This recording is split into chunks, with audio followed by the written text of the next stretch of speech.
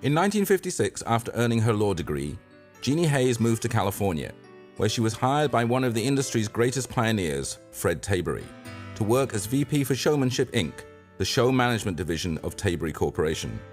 He gave me an office and said, a lot of material to read, and said, here. And I said, okay. And within 6 months, he started a trade show division and made, with great interpretation, he made me head of it. She went on to start her own convention consulting company, Service Associates.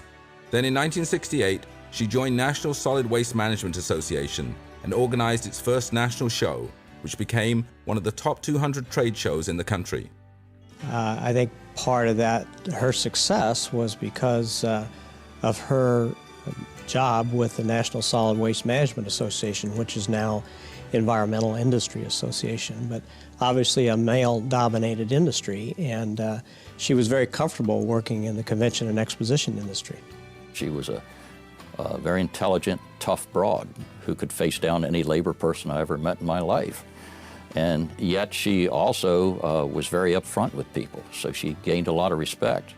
Jeanne also served as the first woman national president for what is now the International Association for Exhibition Management. When I was president, I made a point of starting an education program which they had not had very concentratedly before that, to educate young people in the industry and not let them come into it without some kind of orientation or education. Jeanne completed a new and original series of seminars, bringing labor and exposition professionals together. She helped initiate the Certified Exposition Managers program and was also part of the first class to complete the program. She believed in education. Many of the show managers, exposition managers today are depending on the education that she received from Jeanne Hayes. She was certainly outstanding in every way in her teaching. And I would say today there are literally hundreds of people who have careers in the convention management field that can attribute a lot of their success to Jeanne.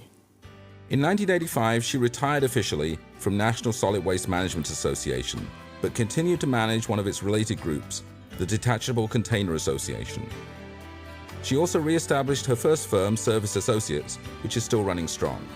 She didn't retire into a sedentary life. She took all of the skills and the wisdom that she learned in the industry out, and she now participates fully as she ever did in her community. Whatever community she is surrounded with, she participates in their success. During her career, she was honored by many industry associations. She received the William Hunt Eisenman Award from the International Association for Exhibition Management, the Distinguished Services Award for Valuable Contribution to Washington's convention industry, and she was inducted into the Convention Industry Council's Hall of Leaders in 1993. I just always enjoyed being with Jeanne. She's very personable, knowledgeable, loyal, fair person, and you always knew where you stood with Jeanne, and did the best job you could for her. Jeanne found her niche in the world of meetings and exposition management and set the standards for coming generations. She is truly one of the legends in the industry. I guess my favorite aspect of the meetings industry is people. People that I've met, friends I've made, are what's most important to me.